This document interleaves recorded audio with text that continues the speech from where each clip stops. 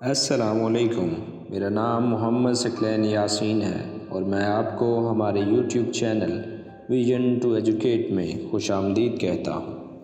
ہم پڑھ رہے ہیں ناول عبداللہ، تحریر کردہ ہاشم ندیم، چیپٹر 4 محبت سی ہو گئی ہے۔ جب مجھے ہوش آیا تو میں شہر کے مہنگے ترین ہسپتال کے بستر پر تھا۔ پاپا، مما اور میرے سب ہی دوست پریشانی سے میرے سرہانے کھڑے تھے۔ کاشف نے بتایا کہ انہیں ہسپتال ہی سے کسی نے فون کر کے یہاں بلایا تھا اور ان کے مطابق مجھے درگاہ سے عبداللہ نامی کوئی لڑکا میری ہی گاڑی میں ڈال کر کسی ڈرائیور کے ہمراہ یہاں تک چھوڑ گیا تھا۔ اس نے مما پاپا کے آنے تک وہیں انتظار کیا اور پھر گاڑی کی چابی ان کے حوالے کر کے چل دیا۔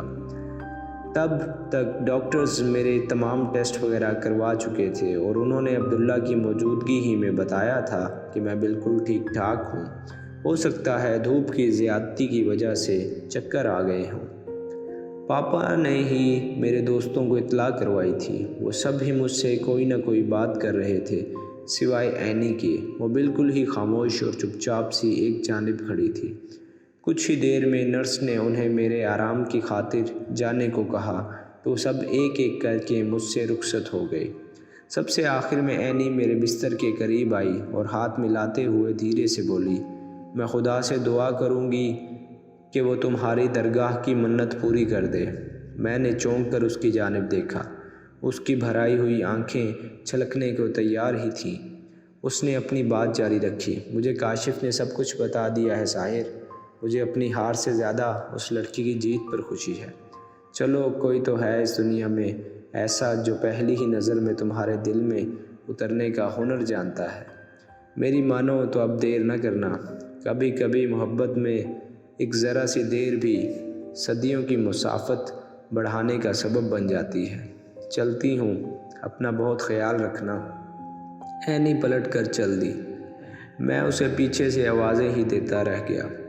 مما جو اس وسیع و عریض کمرے کی دوسری جانب ڈاکٹر سے میرے متعلق کسی بحث میں مشغول تھیں، انہوں نے غور سے اینی کو یوں پلٹ کر جاتے اور مجھے اسے روکنے کے لیے آوازیں دیتے ہوئے دیکھا۔ اتنے میں کاشف نے اندر جھانکا تو میں نے غصے سے اسے قریب آنے کا اشارہ کیا۔ اس نے قریب آتے ہی اپنے کان پکڑ لیے اور اس سے پہلے کہ میں اسے کچھ کہتا وہ خود تیزی سے فرار اپنی صفائی پیش کرنے لگا۔ میں جانتا ہوں تمہیں بہت برا لگا ہوگا، لیکن یقین کرو یار، میرے پاس اس کے سوا کوئی چارہ نہیں تھا۔ تمہاری حالت کی وجہ پہلے دن ہی سے تم پر شک ہو گیا تھا، اور پھر جس طرح سے تم یکدم غائب ہو گئے، میرے پاس اس کے سوالوں کا کوئی جواب نہیں رہ گیا تھا۔ لیکن تم نے اس سے یہ کیوں کہا کہ مجھے زہرا سے محبت ہو گئی ہے؟ میں نے اس سے ایسا کچھ نہیں کہا یار، لیکن تمہارے پاگل پن کی یہ جتنی بھی علامات ہیں، انہیں دیکھ کر کوئی بھی شخص یہی سمجھے گا کہ تمہیں محبت ہو گئی ہے۔ میں نے کاشف کو گھورا۔ اس نے ڈر کر جلدی سے بات بدل دی، میرا مطلب ہے کہ محبت سی ہو گئی ہے۔ مما دور سے کاشف کو آواز دی تو وہاں سے ٹل گیا۔ میں کسی گہری سوچ میں ڈوبنے لگا۔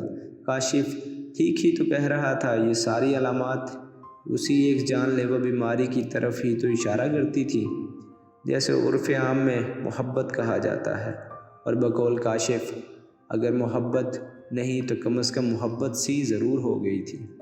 اور جب رات کو ہسپتال سے ڈسچارج ہونے کے بعد میں گھر پہنچا تو یہی بحث گھر میں چھڑ چکی تھی۔ پاپا میرے بے ہوش ہونے کا دباؤ برداشت نہیں کر سکے تھے اور انہوں نے گھبرا کر مما کو سب کچھ بتا دیا تھا، اور اب مما بضد تھیں کہ اگر یہ ساری کیفیات اسے ایک لڑکی کی وجہ سے تھیں تو پھر مزید انتظار کرنا سراسر حماقت ہے۔ میں نے کچھ کہنے کی کوشش کی، دونوں نے جھڑک کر خاموش کروا دیا، اور طے یہ پایا کہ کل ہی مما اور پاپا جا کر حاجی مقبول سے میرے لیے زہرا کا ہاتھ مانگ لیں گے۔ شاید میرے والدین دنیا کے سب سے الگ، سب سے منفرد اور سب سے زیادہ پیار کرنے والے والدین تھے۔ حاجی مقبول صاحب کا معاشرے میں بڑا نام تھا۔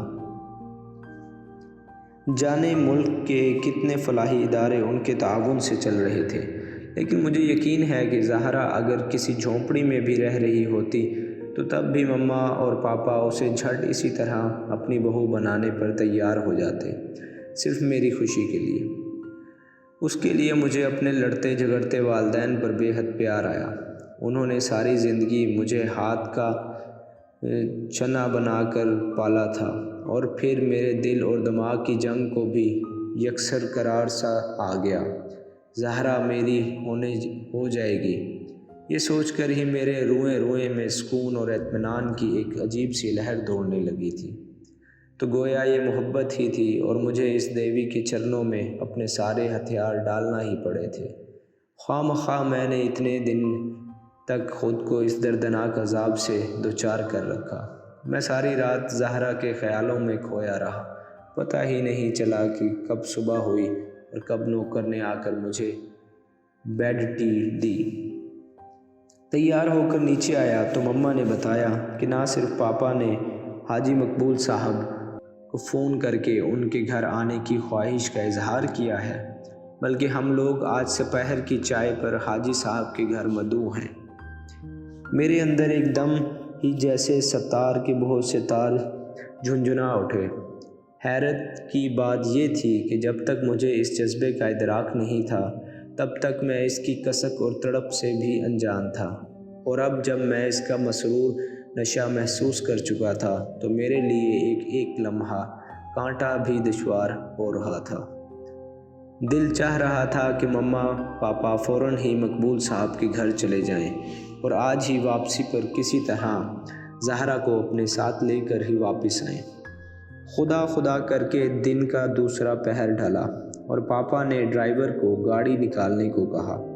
میں بھی جلدی سے سیڑھیاں پھلانگتا ہوا نیچے اترا، لیکن پتہ نہیں کیوں میرا دل اچانک ہی بہت زور سے دھڑکنے لگا تھا۔ مما نے میرے گال تھپ تھپائے اور گاڑی میں پاپا کے ساتھ پچھلی سیٹ پر جا کر بیٹھ گئیں۔ پاپا نے میرے جانب دیکھ کر ہاتھ ہلایا تو میرے منہ سے خود بخود نکل گیا، بیسٹ آف لک پاپا۔ گاڑی زن سے کر کے نکل گئی اور میں وہیں لان میں اپنے بے قابو دل کی دھڑکنیں سنبھالنے کے لیے بیٹھ گیا۔ میری حالت اس وقت پھانسی کے اس قیدی کی طرح تھی جسے یہ پتہ ہو کہ چند گھنٹوں بعد اسے تختہ دار پر لٹکا دیا جائے گا۔ مجھے سادہ پانی کا گھونٹ بھی حلق سے اتارنا مشکل ہو گیا۔ فوراً ہی ابکائی سی آ گئی۔ وقت اب جگہ جیسے جامد سا ہو کر رہ گیا تھا۔ جانے کتنی صدیوں بعد شام ڈھلی اور مغرب کے وقت تک تو مجھے یوں لگنے لگا تھا جیسے آج میرا یہ جنون مجھے رسوا کر کے ہی چھوڑے گا۔ اچانک ہی گیٹ کے باہر پاپا کی گاڑی کا ہارن سنائی دیا اور چوکیدار نے جلدی سے آگے بڑھ کر گیٹ کھول دیا۔ میں گھبرا کر کھڑا ہو گیا۔ گاڑی اندر پورچ میں آ کر رک گئی اور مما اور پاپا نے قدم باہر رکھے۔ میں تقریباً دوڑتا ہوا ان دونوں کے پاس جا پہنچا۔ کہاں رہ گئے تھے آپ دونوں؟ آخر اتنی دیر کہاں لگا دی؟ میں نے ان کے اترتے ہی سوالوں کی بوچھاڑ کر دی۔ مما نے جانے کیوں مجھ سے نظریں ملانے سے گریزاں تھی۔ میں پاپا کی جانب لپکا۔ آپ ہی کچھ بتا دینا پاپا، کوئی مسئلہ تو نہیں ہوا نا؟ سب ٹھیک تو ہے نا؟ پاپا نے ایک گہری سی سانس لی اور میرے دونوں ہاتھ مضبوطی سے تھام لیے۔ ساحر بیٹا، اس لڑکی نے تمہارا رشتہ قبول کرنے سے انکار کر دیا ہے۔ آئی ایم سوری، ہم دونوں مل کر بھی انہیں قائل نہیں کر سکے۔ مجھے لگا جیسے کچھ لمحوں کے لیے میری تمام سماعتیں مردہ ہو گئی ہوں۔ شاید میں پاپا کی بات ٹھیک سے سن ہی نہیں پایا تھا۔ میرا دھیان کسی اور جانب تھا۔ اس نے میری بات کا کوئی جواب نہیں دیا اور چادر درست کرتے ہوئے آگے بڑھ گئی۔ زہرا کی ماں نے گزرتے وقت میرے سر پر ہاتھ رکھا اور دعا دی۔ جیتے رہو بیٹا، کسی اچھے گھرانے کے لگتے ہو، خدا تمہاری آرزو پوری کرے۔ پتہ نہیں اچانک ہی میرے منہ سے کیسے نکل گیا، کیا یہاں آ کر مانگنے سے خدا ہر آرزو پوری کر دیتا ہے؟ خاتون نے لمبی سی سانس لی اور دھیرے سے کہا، ہاں بیٹا، جس کا نصیب ہو اسے ملتے زیادہ دیر نہیں لگتی، پر ہماری آزمائش شاید کچھ طویل ہے، سدا خوش رہو۔ وہ مجھے دعا دے کر آگے بڑھ گئی۔ میں نے مناسب فاصلہ رکھ کر پیچھے دیکھا تو زہرا پہلے ہی سیڑھیاں اتر کر گاڑی میں بیٹھ چکی تھی اور اب اس کی ماں اور خادمہ دھیرے دھیرے سیڑھیاں اتر کر جا رہی تھی۔ آج پہلی بار میں نے زہرا اور اس کی ماں کے لباس پر غور کیا۔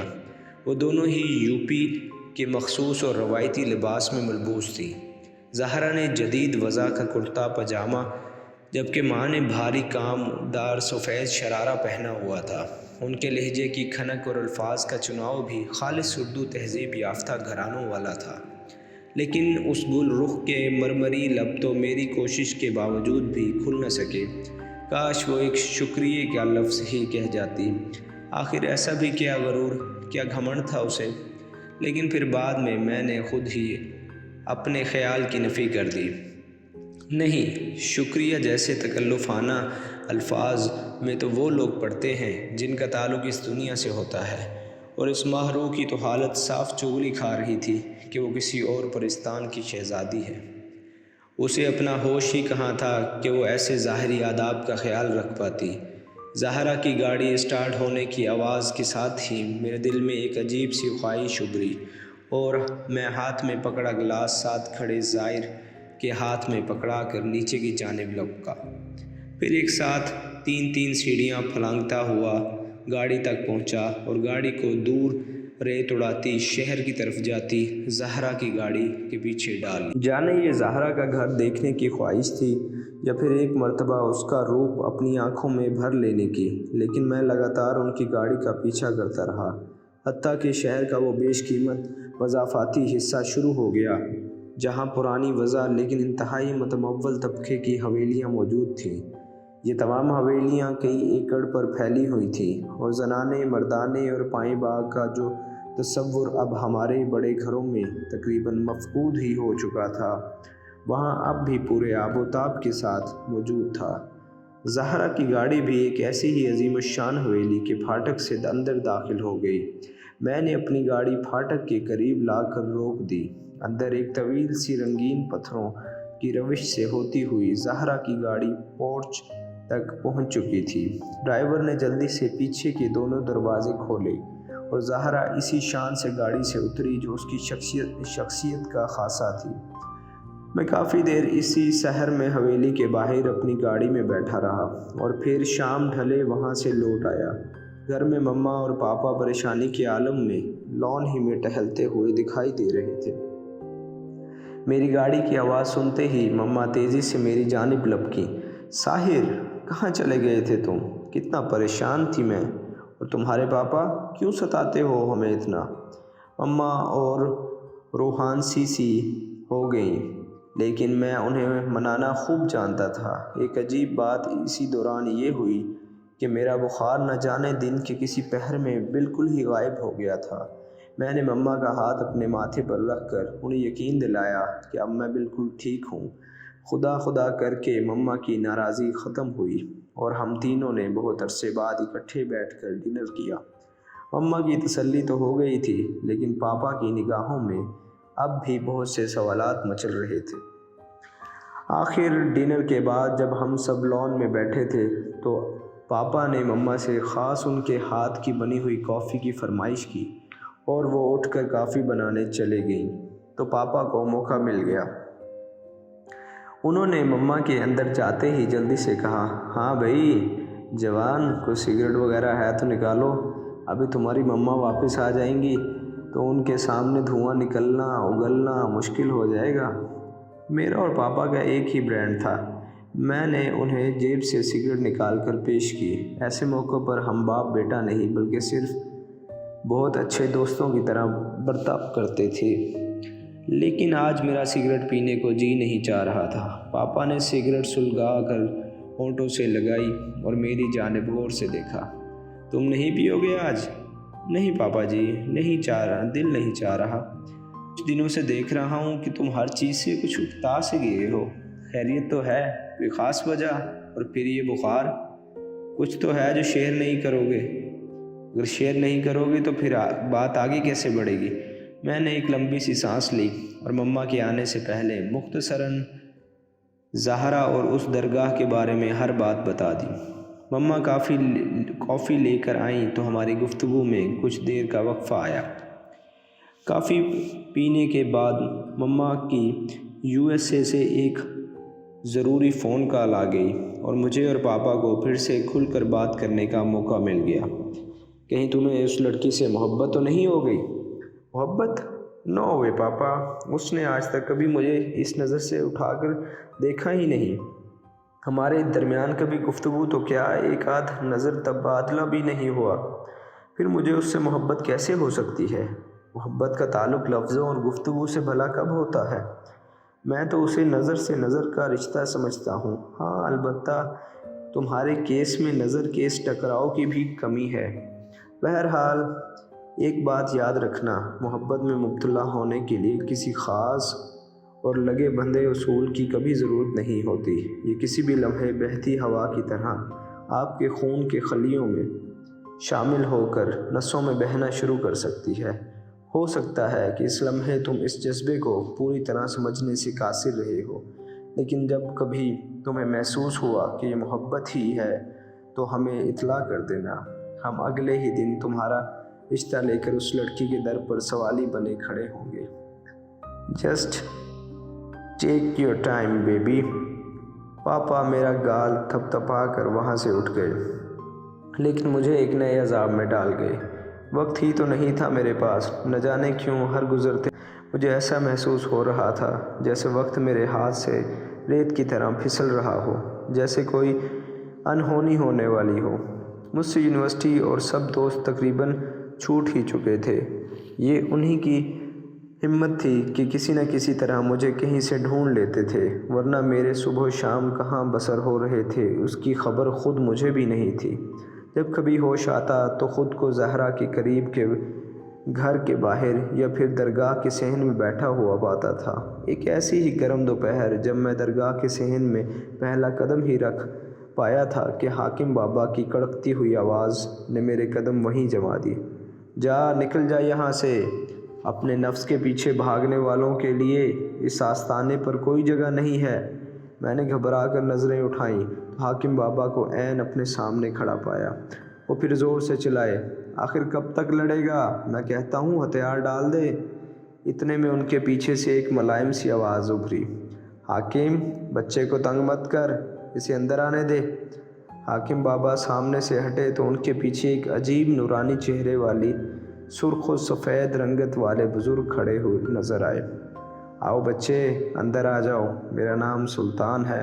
ये सब मुझे सुल्तान बाबा के नाम से पुकारते हैं। जाने सुल्तान बाबा की आंखों में ऐसी क्या बात थी, उनसे नज़रें मिलते ही मुझे ज़ोर का चक्कर आया और दूसरे ही लम्हे में होश की वादियों में से दूर चकरा कर ज़मीन पर गिर चुका था।